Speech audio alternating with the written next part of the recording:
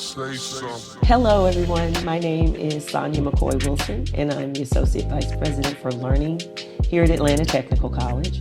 And on today's episode of A Culture of Caring, we will be talking to Ms. Tosha Bussey, the Director of Library Services here at Atlanta Tech. Welcome. Thank you. Thank you for having me. Wonderful. Glad to have you. Yes. It's always wonderful to talk to you. Awesome. I love it. Thank you. Great. And so we're going to be talking about a culture of caring. And so I'll provide a very high level kind of definition of what a culture of caring is and what caring campus cultures do. So caring cultures place an emphasis on developing and fostering relationships with all of their stakeholders that are characterized by kindness, respect, and inclusion and belonging. Yes. So that's what we're really talking about when we talk about cultures of care. And that's for K-12 schools, as well as post-secondary colleges and universities and organizations. Awesome. So on to you. So tell us a little bit about your journey here at Atlanta Technical College, how you began, when you began it, and what you're doing now. Okay.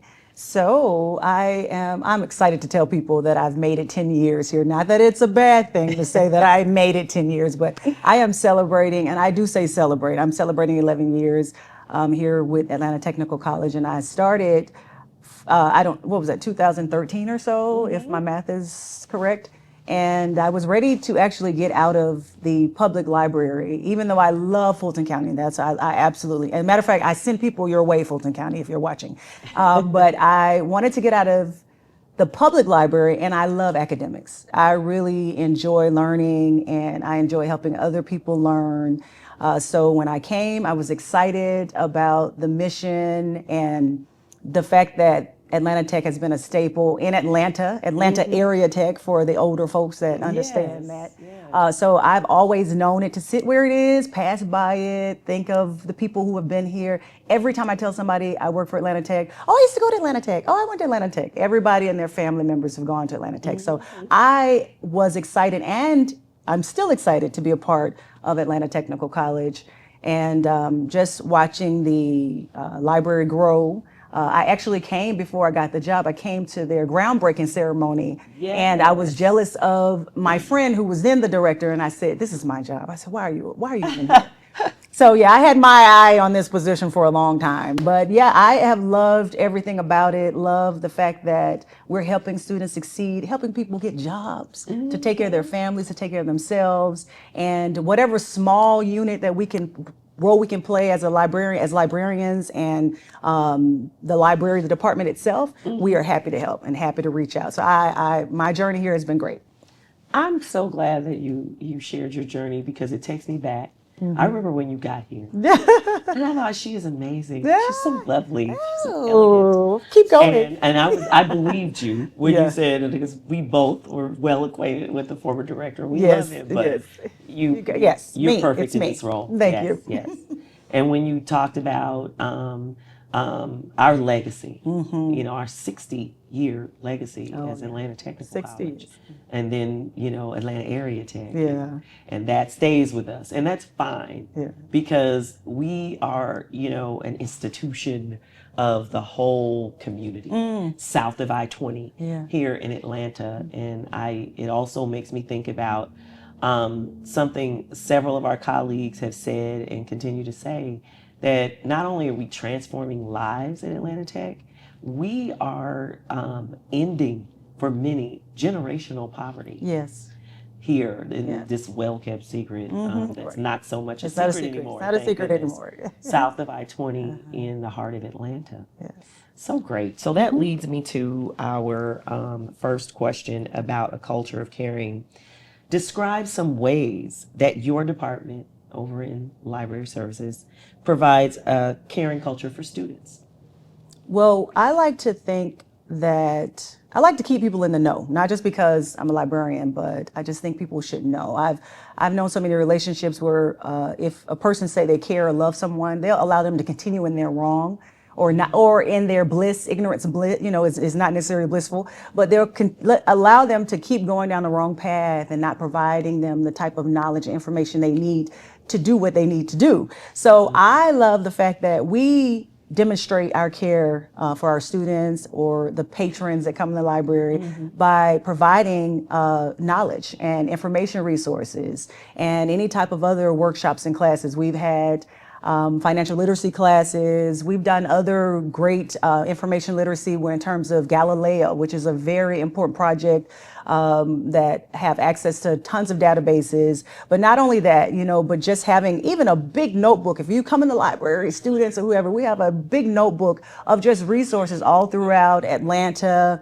helping people with housing, with food, with any freebies that might be going on around the city. And we also like to partner with the Fulton County, the Metropolitan Public Library is right up the street. So we provide any type of resources that they may have. We make sure we're getting their flyers or their information and pointing students in that direction. So we love to show our care by saying, hey, let me help you with this. Let me help you with your resume, or let me help you with finding this job. And we're posting things all the time about what's going on, how you can job fairs or giveaways or whatever it may be. So we show how we care by providing knowledge and information to students who really, when they come in the library, they're a little intimidated because they'll say to me or anyone else, like, I've never been in the library, or I don't know. I'm like, welcome. Like, it's cool. We love you. Come on, sit down. And we have a beautiful facility for anyone who has never gone there. We have a beautiful facility. And so when you come, we want to help. So we don't want you to feel lost or intimidated, but just get in, make yourself comfortable, and start to learn, start to grow. I love that whole culture of learning. Yes. Which is also a part of culture of learning. Look at my purpose. But you and I share that. Yes. Knowledge is, the famous saying is that knowledge is power. Yeah. But I think that's very much a kind of deficit model way to think about knowledge. Knowledge is freedom. Yes, that's right. Knowledge is democracy. That's right. The one that I love the best is free your mind. Yes. The rest will follow. That's right. And so it's knowledge sharing and kind of acclimating our students to that culture of knowledge and learning. That's right. That's right. And they're no longer intimidated, and they spend lots of time now. Yes. In the library. Yes, they do. And so I appreciate your service. Yeah. I wish I could remember the quote that I have in my office, and I don't want to butcher it, but I think it's from Confucius, and he says, education breeds confidence.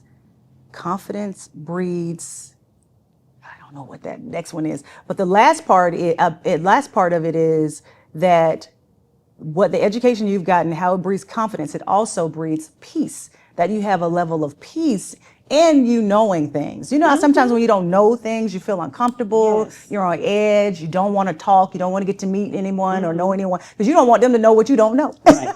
So that's what I love about, education and the library, that we are breeding a level of peace for our students to say, I'm confident in what I've learned, what I know. I can take the next step to do whatever it takes to continue to challenge myself and grow. So yes, education is, knowledge is power, but it's what you do with it. Absolutely, it's what you do with it. What you do with it.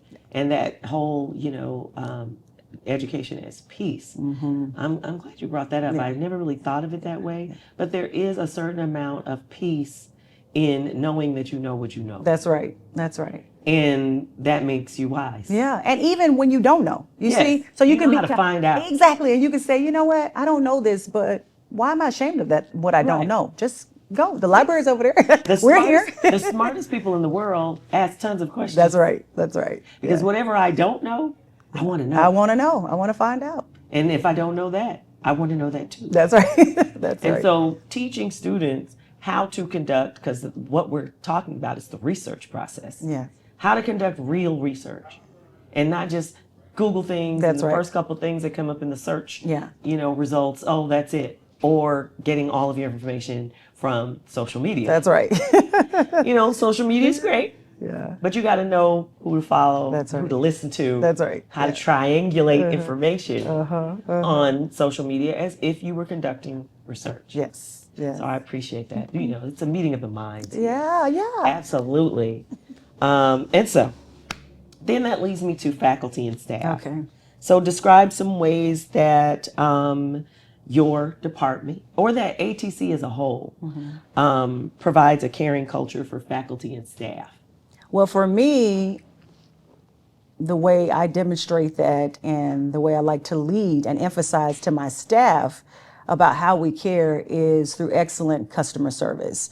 And a lot of times that requires us to retrain ourselves, to emphasize why we're here, why we chose to work here. And it also just always boils down to, how do you want to be treated? We have a lot of faculty and staff who will come over and they are asking for certain services or whatever that we may or may not be able to provide, but how do you handle their questions? How do you deliver for them? So for me, to show care is to show a level of patience, to show a level of, I'm going to go the distance for you in a reasonable way.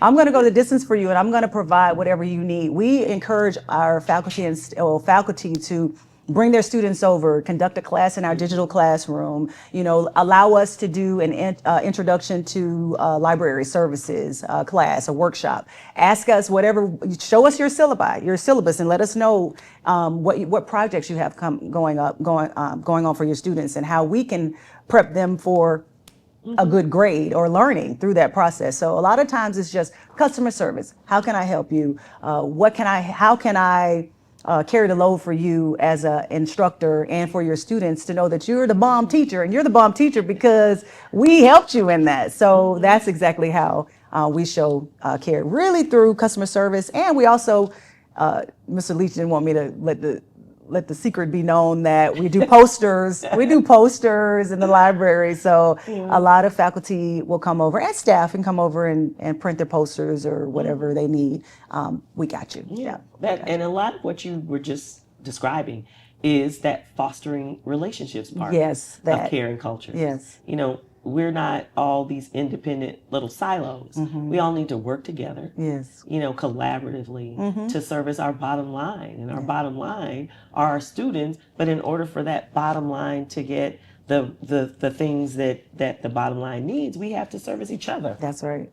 So it's a collaborative kind of ecosystem happening on campus. Right. And I think in one of the episodes, somebody was using the example of puzzle pieces, that we're all a piece of a large jigsaw puzzle, and all of those pieces have to fit together in just the right way to make this beautiful picture at the end of the day. And so what you're discussing there, what you're describing, is how the library does that with students and faculty and other staff too who come in and need information. That's right.